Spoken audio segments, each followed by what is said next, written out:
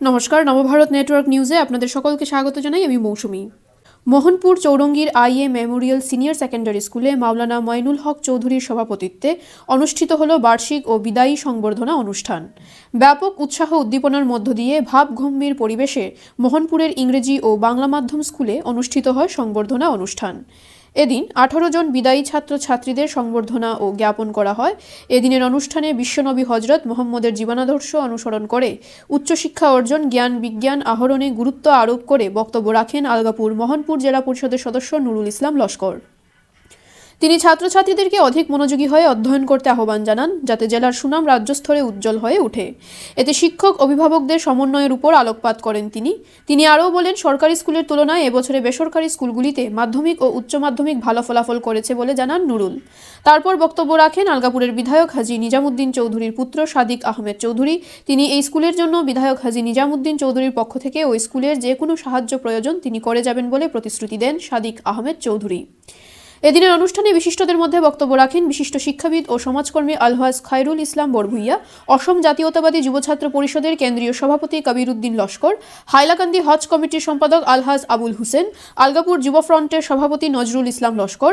এদিন অনুষ্ঠানে উপস্থিত ছিলেন আইএ মেমোরিয়াল সিনিয়র সেকেন্ডারি স্কুলের সম্পাদক রিবুল হুসেন বরভুইয়া, হিজবুল আজিব, মনসুর হুসেন, তানজিমা মমতাজ লস্কর, রৌজি বেগম লস্কর, মুনজিত নাথ, শাহিদা বেগম লস্কর, বদরুল হক লস্কর, জয়নাল আবেদিন লস্কর, জিয়াউর রহমান বরভুইয়া, প্রদীপ শুক্লবৈদ্য প্রমুখ। এদিন ওই অনুষ্ঠান পরিচালনা করেন বিশিষ্ট শিক্ষাবিদ মাওলানা হাসানুজ্জামান মজুমদার। হাইলাকান্দি থেকে রাহাতুল আক্তার বরভুইয়ার রিপোর্ট। এভাবেই নিত্য নতুন খবর পেতে অবশ্যই নবভারত নেটওয়ার্ক নিউজ চ্যানেলটিকে আপনারা লাইক, শেয়ার, সাবস্ক্রাইব ও ফলো করে দেবেন। ধন্যবাদ।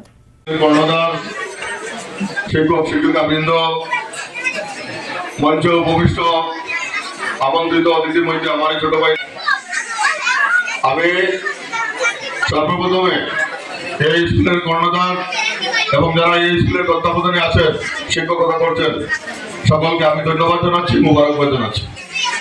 দেখুন, একটা প্রাইভেট স্কুল যখন প্রতিষ্ঠিত করতে হয় তখন অনেক পরিশ্রম করতে হয়, অনেক মানুষের অনেক কথা শুনতে হয়, বিভিন্ন জায়গায় গিয়ে মানুষের কাছ থেকে সুপরামর্শ নিতে হয়, বিভিন্ন মানুষের কাছে গিয়ে অপেক্ষা করতে, তখন তাদের মনে সেই আঘাত ওরা ভুলে যেতে হয়। আমার কাপড়ের এই স্কুল, আমি দুর্ভাগ্যবান, আমি জেলা পরিষদ হিসাবেও এই স্কুলের সামান্যতম কোনো একটা সাহায্য করতে পারিনি। কেন পারিনি সেটার জন্য আমি কাউকে দোষারোপ করবো না, আমি নিজে যাই।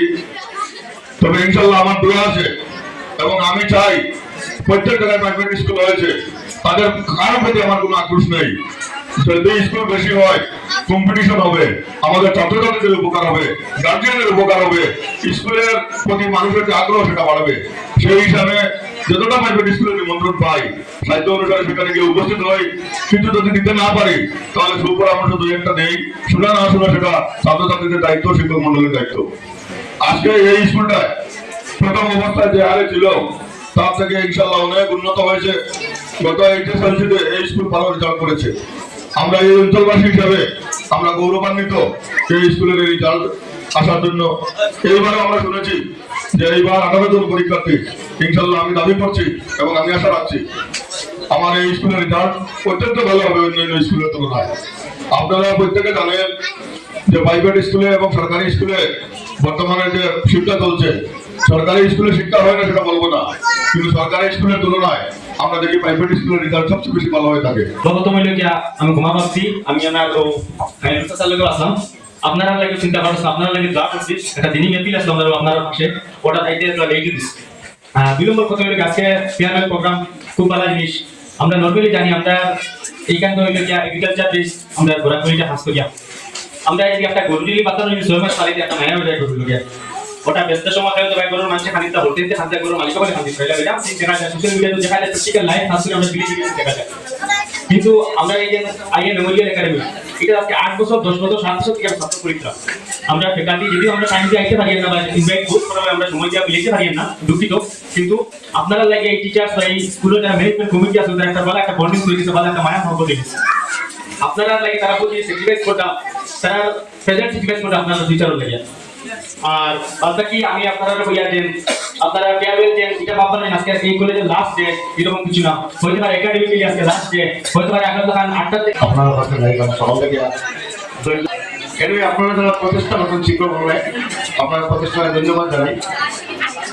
একটা চ্যালেঞ্জ আপনারা লইছেন, বিশেষ করে এই অঞ্চলের মধ্যে একটা প্রাইভেট স্কুল খুলিয়া এলাকার কিছু হলুদারে আপনারা যেভাবে উচ্চশিক্ষা দেওয়ার লাগে চেষ্টা করবা, এটা কিন্তু প্রশংসার যোগ্য।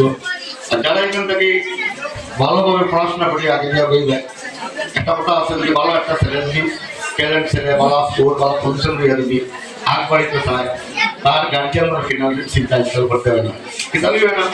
যেমন আমরা কতদিন আত্মল ফাউন্ডেশন, তারা আত্মল সুপার আরো বিভিন্ন ধরনের কোর্স তারা বানাই দিই, কিন্তু যারা বিপিএল স্টুডেন্ট তারা লাগে এটা কনসেশন থাকে। আর বিশেষ করে আপনারা সব জাগিয়া করুন, সোসাইটিতে চেঞ্জ করুন, আর লাইফে নিজরে বানাইবার লাগি সজদা করুন। দুনিয়ায় আপনারা চিনবো, দুনিয়ায় আপনারা রিমেম্বার করবো, এই পৃথিবীর মধ্যে সম্মান করে নাম লেখা থাকবো। আর এটা এই জায়গা থেকে সম্ভব, এইটুকু আশা রাখিয়া সবাই আমার আমি প্রাইভেট স্কুলে চালাইতে হলে বাক্কা ফাইন্যান্সের প্রবলেম বা ফাইন্যান্সের দরকার হয়, ফাইন্যান্সিয়াল প্রবলেম থাকে, তাই আমি